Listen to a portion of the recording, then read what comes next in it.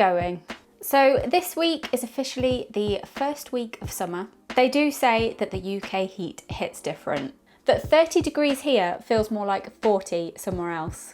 I say it feels more like 100. I feel like I've been boiled beyond al dente. I'm gonna be honest, guys, I am not the biggest fan of summer. I just need a big fan. That's really dusty. Oh, that's too good. Can I just film the rest of the video like this? I'm easily pleased. But we've got 4 more months of this. I need to find ways to enjoy it and embrace it. I mean, I used to love it as a kid. So what changed? Well, I'm going to try and get to the bottom of that today. And to help me along this journey, I ordered myself this, the Art Vacation Sketchbook by the Cassie Projects on YouTube. It's full of summer-themed prompts to get us feeling really excited about all of the amazing things that summer brings into our lives each year. Okay, so my first prompt was to paint a seascape. So I chose to work from this photo that I took on a long walk in Cornwall last year. I love how the path, the tree and the fence kind of frame that ocean view. And I always love how trees like that provide a lovely cool shaded area as you walk underneath them. I drew the layout in pencil first with the help of a ruler to make sure that my horizon line was somewhat straight. So while I was working on this, I really got to thinking, what is it exactly that I've got against summer? And I did come up with a bit of a list. So if you don't want to hear somebody moaning about summer, then feel free to mute for like the next 5 minutes. Number 1, working in the heat. I do have a very physical job as a cleaner, and the heat just makes me feel so sluggish and gross. Point number 2, my skin doesn't like the summer. I get acne, heat rash, I keep getting more moles. If I get many more, I swear I'm gonna just turn into one giant mole. And all of this leaves me just seeking every available inch of shade on the beach like some kind of vampire, while everyone else is joyfully basking in the sun, giving me strange looks. Point number 3, body image. I have to say I love the winter because I can just easily hide behind oversized jumpers and coats. I really do not appreciate having to get my pale, jiggly body parts out for everyone to see. I feel exposed. Point number 4, it's harder to sleep. In the summer, I sleep more like 5 or 6 hours instead of the glorious 8 that I get in the winter time. And the kids don't settle down either. Point number 5, I am now supposedly the responsible adult in the equation. And while the coast is beautiful to look at, it's also fraught with dangers, and nothing will make you more aware of that than taking a toddler to the beach. I think that's why I actually love this photo, because there's actually a fence. Most of the cliffs in Cornwall don't. Also, another part of adulting is organising childcare for the 6 weeks holidays. Of course, there are summer clubs available at local schools, but they usually cost twice as much as I can earn because I've got 2 kids. Point number 6, I do find that there's generally a lot more socialising and activities during the summer. Every year we go on holiday with our family and friends, and that is honestly wonderful, and I love and appreciate those times with our family and friends. But I'm an introvert, and for us introverts, even the seemingly smallest of interactions can leave us feeling like we've just run a mile. And since we usually go camping, you can't even nip to the loo in the middle of the night without encountering about 20 people. And we usually go for 2 weeks, but within just a day or 2, my social batteries are running on empty, and it just feels like there isn't a moment to recharge them. I think that the main issue that I've identified by exploring this is that there's actually a lot of underlying anxiety there, and it's always there, all year. But summer in particular forces me out of my routines and out of my comfort zone, and the physical things like the heat and the lack of sleep just really exasperate that. I actually watched Inside Out 2 with the kids yesterday, and as the main character, Riley, moved to high school, she got a new emotion: anxiety. I felt like Disney really hit the nail on the head with that one. It really highlights the fact that anxiety is actually there to protect us, but sometimes it can get a little out of hand and stop us from doing the things that we really want to do. So what can we do if this is the case? Well, I'm all about done with this first prompt, so let's move on to the second one and then we shall discuss that. So the second prompt is to draw a seashell and to study its beauty. So I've got this old jar of seashells here that I collected during my younger years. We do usually leave them on the beach now, as I realise that the sea creatures need them more than I do. I am thinking of returning these to the beach this August, but in the meantime, let's draw them. I actually wanted to draw a few of them, and this is the selection that caught my eye the most. I think I just really like the patterns on these ones. So to help me work out the layout, I actually just put the shells onto the piece of paper and drew around them. And then I just drew the line work in pencil, and I'm going to use some of the shimmery paints with this one.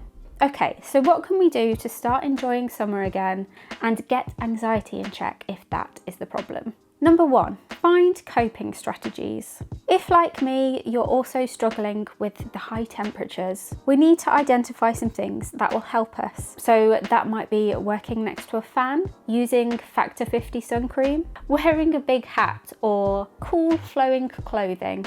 It might be looking for shade or taking some with you. It might be making sure that you've got an icy drink with you. I find in the summer it helps to switch to salads and sandwiches or icy smoothies rather than hot foods. I also find that it helps to plan my physical activities at the cooler times of the day. It can help to keep all of the curtains shut during the day or to get blackout blinds. We're saving up for some of them at the minute. It can help to use cooler bedding, or it might help to just find fun activities that help us to cool down, like going swimming or visiting an air-conditioned cinema. Point number 2, if we really don't like something and we don't have to do it, then why are we still doing it? So for me, I think I've finally worked out that I don't like camping. And I think this year is the last year that we're going to be staying in a tent. I think we've done it for this long because we thought that it was saving money. But actually, a camping pitch during peak seasons isn't that cheap. And because you end up eating out a lot more, it doesn't actually save that much money. So I think next year we're going to look into hiring out a caravan. It might mean that we can only go for 1 week instead of 2, but it means that we'll have a sink and an oven and a loo. And as an introvert, I'll just have those few extra hours of privacy and downtime to recharge those social batteries. And then I can actually be there more for friends and family and enjoy all of the activities that we do together instead of just feeling burnt out and miserable. Point number 3, don't care so much. So I'm going to be 35 this year, and I think there's just so much pressure from the beauty, fashion and fitness industries to basically look eternally 20 years old and like we've never had kids. There's this pressure to have the perfect beach body. But if we're on a beach and we have a body, then we've got a beach body, guys. I know I need to stay aware of the impact that adverts and the TV shows that I watch are having on my self-esteem. They make us feel that way on purpose because they want us to buy what they're selling. Also, the beauty standards are constantly changing, so who even has the authority to decide what is or isn't beautiful? I think someone who looks happy and comfortable is more beautiful than any product or procedure. So there, I'm taking the authority to set that beauty standard. Point number 4. Look after your physical health as best you can in the circumstances, because that will automatically make you feel better mentally as well. So for me, that might mean saying, sorry, I need to go to bed now, or no thank you to that drink. It might mean saying, is it okay if you just watch the kids for a while I just go for a walk and clear my head? Sometimes we're just so keen to please people or to fit in or live up to expectations, or maybe we just don't want to cause offence. But that means that we end up doing things that we know will make us worse, or we avoid doing the things that we know could make us better. I've been finding lifting weights recently really helpful because it forces me to take deep breaths. And after having a slip disc at the end of last year, I did lose a lot of confidence in moving, and it's really helping restore that confidence. There's a 5th and possibly the most important thing that we can do. But let's make a start on the last prompt first. And this one says, create a pattern by chance. So if I roll this dice, the number will choose what I draw. And the number is 2, which means fish. I love to visit Joe Downs glass shops when we're on holiday. And I actually already made a keyring for Elliot inspired by Joe Downs in a previous video. So this page is also going to be inspired by her glasswork. So the fifth and possibly most important thing on the list is number 5, identify those little joys. Obviously, we can't be expected to be positive and grateful all the time. We are human and we are allowed to have all of the different feels, but sometimes it can help to look for some light. And that's where this prompt book has been brilliant. It's reminding me that I did love summer as a kid, and I still do now if I really think about it. I love going for long coastal walks with a picnic and scouring the beach for interesting pebbles and sea glass. Nothing makes you feel more alive than running full speed into the freezing cold sea. I love getting fish and chips and an ice cream, finding a bench and listening to the locals in the seaside towns playing their instruments or singing. I love exploring the little gift shops and seeing all of the interesting little trinkets or beautiful art for sale. And now that I'm a mom, I love watching the kids enjoying all of those things too. So what's your favourite thing about summer? And what are your go-to strategies for coping in the heat? Okay, so I'm all done with the prompts for today. I am quite pleased with how they've turned out. I think with the seascape one, I did go a bit overboard with the tree and I've covered up a lot of that nice blue sky. But I think that just reflects how much I appreciate the shade.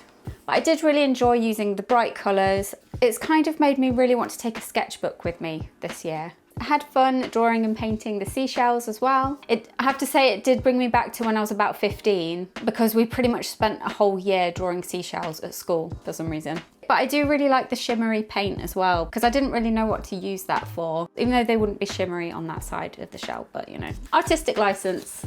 And then there was the create a pattern by chance prompt. It was really fun rolling the dice and leaving it up to chance.